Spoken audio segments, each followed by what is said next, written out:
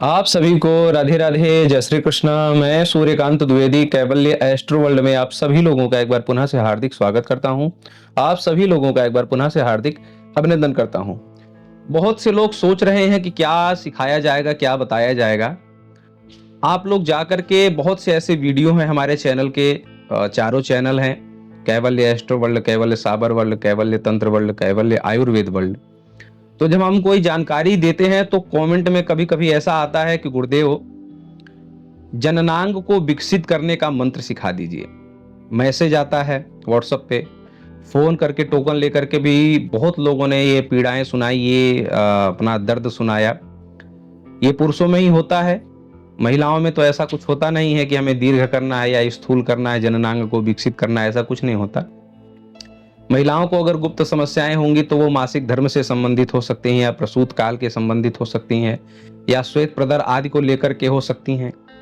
पर ये महिलाओं की जो है असल में समस्या ही होती है, पीड़ा ही होती है। पर पुरुषों में ऐसी कोई पीड़ा नहीं है। पुरुषों ने मानसिक रूप से इतनी पीड़ा अपने बना रखी है जो कि है नहीं। विज्ञान है, विज्ञान में बताया गया है, शास्त्र में बताया गया है, किसी चीज को मानना नहीं, बस कतिपय कहीं पर कुछ देख लिया, समझ लिया, भ्रामक की स्थिति को अपने मन में बिठा लिया और वही हमें भी चाहिए, वैसी ही स्थिति हमारी भी हो जाए, ऐसा लोग प्रश्न करते हैं। इसके लिए मंत्र बता दीजिए, कोई आयुर्वेदिक औषधि बता दीजिए। अरे इसकी सबसे बड़ी बात यह है कि आवश्यकता ही क्या है पुरुषों को, पहले ये समझना चाहिए। केवल मात्र और मात्र मन में ये भावनाएं हैं कि कैसे वैवाहिक जीवन में अपनी पत्नी को कैसे जो है पीड़ित किया जाए अपने कुछ क्रियाकलापों के माध्यम से। स्पष्ट मैं बोल रहा हूं क्योंकि लोग ऐसा ही प्रश्न कर रहे हैं, ऐसी ही बातें करते हैं। तो महिला को दुखित करने के लिए यह प्रयास किया जा रहा है और इसका कोई लेना देना नहीं है संतान उत्पन्न करने के लिए या वैवाहिक जीवन में आपसी आनंद की उत्पत्ति करने के लिए। इसकी कोई बहुत बड़ी महत्वता नहीं है। केवल दुखी करने के लिए या पीड़ा पहुंचाने के लिए, आघात पहुंचाने के लिए ये व्यवस्थाएं लोग कहते हैं, बताते हैं। ये सब लोगों ने टोकन लेकर के या मैसेज करके, जैसे जैसे लोगों ने पूछा, वो सब मुझे पता है, वही सब मैं आप लोगों को बता रहा हूं। केवल ये मन की भ्रांतियां हैं। जो जो लोग ये मानते हैं कि ऐसा हो जाएगा या ऐसा ऐसा होने के लिए कोई मंत्र या ऐसा होने के लिए कोई औषधि, ये सब मन की भ्रामक स्थितियां हैं। और कहीं पर कुछ भी जो है भ्रामक दृश्य देख करके आप लोग केवल ये कल्पना कर लेते हैं कि ऐसा ही जो है सबका हो सकता है, तो ऐसा नहीं है। आप शास्त्रों को छोड़िए, विज्ञान को छोड़िए, एक बात ये देखिए कि जब शारीरिक संरचना में ही भेद है, कोई छोटा है, किसी की लंबाई मध्य है, किसी की लंबाई ज्यादा है, आप चाहते हैं कि जो व्यक्ति 5 फीट का इंसान है वो क्या 7 फीट वाले की कभी बराबरी कर पाएगा या 6.5 फीट वाले की बराबरी कर पाएगा? तो समाज को या जो युवा वर्ग है, जो 90% युवा वर्ग इसीलिए परेशान है कि कैसे जो है, मतलब शारीरिक संरचना कैसी भी हो, जो है जननांग की संरचना दीर्घकाय स्थूलकाय होनी चाहिए। सबकी सोच यही हो गई है क्योंकि भ्रामक स्थितियां दिखाई जा रही हैं, भ्रामक स्थितियां बताई जा रही हैं। लोगों ने टोकन लेकर के हमें ये बताया कि गुरुदेव ऐसा भ्रामक, ऐसा ऐसा दिखाया जाता है, ऐसा ऐसा बताया जाता है, वैसा हमारा क्यों नहीं है। तो आप सोचिए कि जिन देश विदेशों से ऐसी भ्रामक स्थितियां दिखाई जाती हैं, बताई जाती हैं, उन्हीं देश विदेश से इसको जो है जननांग को विकसित करने की दवाइयां भी बताई जाती हैं या भेजी जाती हैं। तो सोचिए कि अगर उन देशों के लोग इतने ही पुष्ट थे तो उन देशों में इस दवाई की क्या आवश्यकता। तो ये सोचना चाहिए ना भारत के लोगों को कि अगर उस देश के लोग इतने ही पुष्ट हैं जननांग के माध्यम से, तो फिर उसी देश से ये दवाइयां क्यों बन के आती है। तात्पर्य यह कि वहां के लोग भी अविकसित हैं। जितना किसी को दिखाया जाता है, जैसा दिखाया जाता है, क्या सभी लोग वहां के, सभी पूरा वातावरण ही जो है वहां का वैसा ही होगा? अगर भारत से विदेशों में 7 जो है लंबे लंबे लोगों को भेज दिया जाए कि भैया ये भारत देश के लोग ऐसे ही होते हैं, क्योंकि 6.5 फीट या 7.5 फुट के सब लोग होते हैं, ऐसे 5-6 लोगों को भेजा जाए तो उस देश के लोग वही समझ सकते हैं, अगर वो अन्य जो है अपना दिमाग नहीं लगाएंगे। तो वहां के लोग वही समझेंगे। अब कहीं किसी देश से भारत में अगर भेजा जाए, लंबे लंबे लोगों को भेज दिया जाए, तो यही लगेगा कि भैया वहां के सभी लोग। लेकिन जब जो है धरती पर उतर करके वहां पर जमीनी स्तर से अगर जा करके कोई देखेगा, नहीं भैया यहाँ भी तो छोटे लोग होते हैं, यहाँ भी मध्यम कद के होते हैं, तब पता चलेगा। तो ऐसे ही जो दिखाया जा रहा है या जो भ्रामक स्थितियां पैदा की जा रही भारतवासियों के मध्य में, भारत के युवाओं के मध्य में, तो उसी पर आप लोग मत जाइए।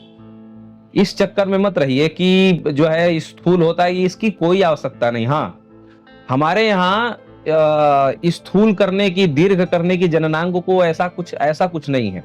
हाँ, स्तंभन करने की, ताकि पति और पत्नी के बीच में एक आनंददायक जो संयोग होता है उसकी वृद्धि करने के लिए स्तंभन प्रयोग किए जाते हैं। स्तंभन के मंत्र भी होते हैं, ताकि जो है आनंद का जो क्षण है उसको कुछ बढ़ाया जा सके। इसके लिए आयुर्वेदिक औषधियां भी हैं और जो है मंत्र भी जो है आप लोगों को सिखाए बताए जा चुके हैं। आप लोग जाकर के चैनल पर देख सकते हैं। लेकिन अब ये सोचिए कि कहीं भ्रामक स्थिति देख करके और उसकी तुलना आप लोग करने लगे, तो ये असंभव है। और ये मैं अपने आप से नहीं बोल रहा हूं। हमारे भारतीय वैदिक वाङ्मय में एक शास्त्र है, वात्स्यायन ऋषि का लिखा हुआ कामशास्त्रम, आप लोग जाकर के पढ़ सकते हैं। ज्योतिष शिक्षा ग्रहण करते समय वो भी शास्त्र पढ़ाया गया था, क्योंकि ज्योतिष में जब अंगों का विभाजन पढ़ाया जाता है तो उस शास्त्र का भी कुछ हद तक सहारा लिया जाता है। अंगों का विभाजन का तात्पर्य है कि कौन सा ग्रह खराब होने से हाथ खराब हो सकता है, कौन सा ग्रह खराब होने से आंख खराब हो सकता है। जब अंगों का विभाजन ज्योतिष में पढ़ाया जाता है, तो ऐसे ही गुप्त विचार, गुप्त अंगों का भी विचार जब पढ़ाया जाता है तो कामशास्त्रम का सहारा लिया जाता है। तो वहां पर ये कामशास्त्रम में ये लिखा हुआ है कि पुरुषों की श्रेणी और महिलाओं की श्रेणी, तीनों की श्रेणी उन्होंने तीन तीन विभाग में किया हुआ है। पुरुषों की श्रेणी आप समझ लीजिए, पुरुषों का जो है सस की तरह, जो है वृषभ की तरह या अश्व की तरह, ये जननांग की आकृति उन्होंने बताई। सस की तरह और अश्व की तरह और वृषभ की तरह, मतलब वृषभ मध्य में है और अश्व की तरह यानी कि अश्व का।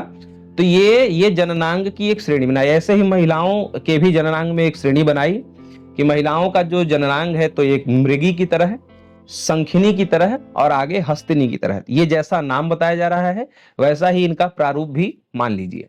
तो जैसे पुरुषों में सस की तरह, तो ये जननांग ऐसे व्यक्ति का छोटा ही होता है, ठीक है।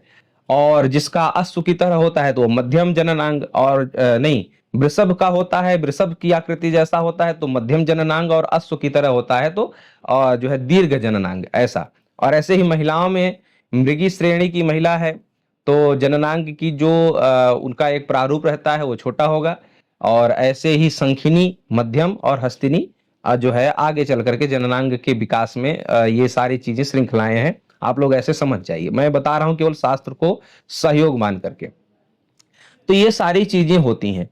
अब वो जिसका सस जननांग है, यानी कि खरगोश की आकृति जैसा, यानी कि छोटा है जननांग, तो आप वो व्यक्ति ये समझे कि हमारा जो है अश्व की तरह, अश्व की श्रेणी में हम आ जाएं या वृषभ की श्रेणी में आ जाएं, या वृषभ वाला ये सोचे कि हम अश्व की श्रेणी में चला जाएं। तो ये सारी चीजें जो है ये इसका कोई मतलब नहीं है। खूब दवाइयां खा लीजिए, खूब इसके लिए प्रयास कर लीजिए, कभी कुछ नहीं। हाँ, स्तंभन क्रियाएं हमारे यहाँ होती हैं औषधियों के माध्यम से, मंत्रों के माध्यम से, योग अभ्यासों के माध्यम से स्तंभन क्रियाएं होती हैं, ताकि पति पत्नी के जो है आनंद का समय बढ़ाया जा सके। स्तंभन की क्रियाएं होती आई हैं, आगे भी होती रहेंगी। अगर जानकार व्यक्ति है तो ये क्रियाएं जो है तमाम प्रकार के माध्यम से ये संपन्न कर सकता है। लेकिन जननांग का विकास, क्योंकि भगवान ने ही वो आकृति दी, ठीक है, जो है सस आकृति, सस आकृति, वृषभ आकृति, अश्व आकृति, और इधर महिलाओं में मृगी आकृति, शंखिनी आकृति, पद्मिनी आकृति, ये भगवान ने बनाया है। तो उसको कोई घटा बढ़ा नहीं सकता है, प्रयास चाहे कितना भी कर ले। तो ये आप लोग ये विचार भी रखा करिए कि हाँ, आप लोग जिसको प्रसन्नता बढ़ानी है, आनंद का समय बढ़ाना, वो स्तंभन की क्रियाएं करे। पर ये कभी भी कल्पना मत करें, क्योंकि वो एक श्रेणी ही है, वो एक श्रृंखला ही है, ठीक है। आप उसी श्रेणी में पैदा हुए हैं। जिसका शरीर जो है छोटे कद का है, वो अब सोचे कि हम 6 फीट वाला हो जाएं, संरचना ही वैसी है शरीर की, ठीक है। और ये कोई इसमें कि ये नहीं कि हम पाप किए तो हमारा जननांग छोटा है या बड़ा, कोई पुण्य कर दिया है, इसमें कोई लेना देना नहीं है। केवल आपकी मानसिक ये धारणा है और ऐसा भ्रामक दिखाया जा रहा है, ऐसा भ्रामक दुष्प्रचारित किया जा रहा है कि 90% युवान परेशान है कि ऐसा क्यों है, क्योंकि इसका कोई लेना देना नहीं। आप शास्त्र पढ़ करके मेरी बातों पर बिल्कुल विश्वास मत करिए, काम शास्त्र पढ़ करके देख लीजिए। ज्योतिष के जब अंग विभाजन आता है तो उसमें आप पढ़ करके देख लीजिए कि अगर जो है जब शुभ ग्रहों का जो है उस अंग भाव पर जो है अच्छी दृष्टियां पड़ती हैं तो वो अंग परिपुष्ट होता है, और जो है अगर खराब ग्रहों का प्रभाव पड़ता है तो वो अंग जो है परिपुष्ट नहीं होता, उसकी दशा महादशा में उस अंग का कुछ अंग भंग भी हो जाता है। ये सारी चीजें आप ज्योतिष के माध्यम से पढ़ सकते हैं, काम शास्त्रम के माध्यम से पढ़ सकते हैं। जिनको मेरी बातों पर विश्वास है, मेरे चैनल पर विश्वास है, वो लोग अच्छी तरीके से मेरी बात मान जाएंगे, समझ जाएंगे। इधर उधर की जो है साइड इफेक्ट मतलब ये सब जो है नुकसानदायक दवाइयां वगैरह नहीं खाएंगे, इनका सेवन। हाँ, स्तंभन की बहुत सारी चीजें हैं, जैसे शिलाजीत को माना जाता है स्तंभक। हमारे जो है आयुर्वेद शास्त्र में कसाय चीजों को स्तंभक माना गया। कसाय चीज जैसे कि अश्वगंधा भी कसाय होता है, मूसली, सफेद मूसली भी कसाय होता है, शिलाजीत कसाय होता है, मतलब जिनका स्वाद कसाय हो। तो ऐसी चीजों को स्तंभक, तो स्तंभक क्रियाएं आप कर सकते हैं सुख को बढ़ाने के लिए। लेकिन आप सोचिए कि जननांग बड़ा हो जाए, जननांग की स्थूलता दीर्घता प्राप्त हो जाए, ये कभी नहीं होगा।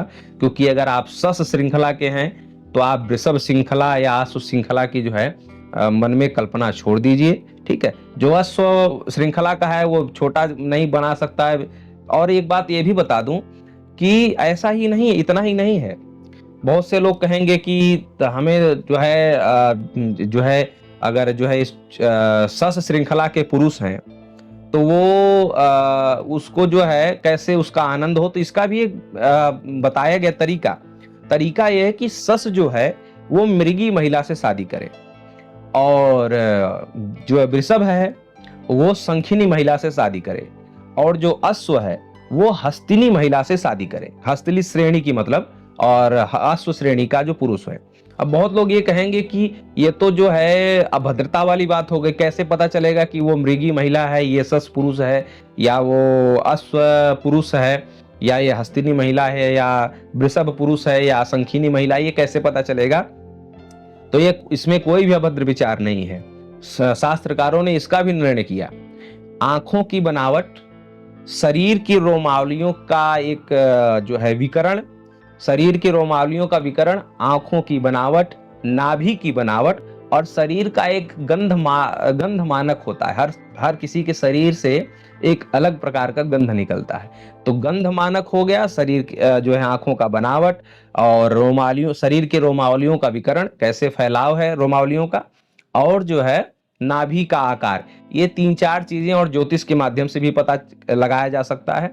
और बढ़िया शरीर विज्ञान का अच्छा जानकार होगा तो बहुत सारे तरीकों से जान सकता है। लेकिन इन 3-4 तरीकों से जाना जा सकता है कि कौन सा मृगी महिला है, पुरुष अश्व है, वृषभ है। तो ये सारी चीजें जानी जाती हैं, और ऐसे करके पुरुष स्त्री का संयोग बनाया जाता है, ताकि किसी को ये जो है अपने मन में अभाव या ऐसा ग्लानि का जो है भाव न पैदा हो, ये बताया जाता था। ये तो आप लोग ये समझिए, ठीक है। तो ये इस चक्कर में मत पड़िए। और आप लोगों को अगर मेरी बातों पर विश्वास नहीं होगा तो मैं जानता हूं कि आगे चल करके आपको जो है जो 10-20 हजार 50 हजार लाखों रुपए कोई बेवकूफ बना करके कोई सोशल मीडिया पे आकर के दवाई का प्रचार करके लूट लेगा। ठीक है, स्तंभन क्रियाएं कर सकते हैं, वो हमारे आयुर्वेद में भी बताया गया है, मंत्र विज्ञान में भी बताया गया, जो कि मैं बता चुका हूं ऑलरेडी। लेकिन आप लोग इस जननांग को स्थूल और दीर्घ करने के प्रयास में न रहें। ये एक श्रेणी होती है, उस श्रेणी के अंतर्गत अगर आप हैं तो उसका बस स्तंभन की क्रियाएं कर सकते हैं, उसको बढ़ा या घटा नहीं सकते हैं। राधे राधे।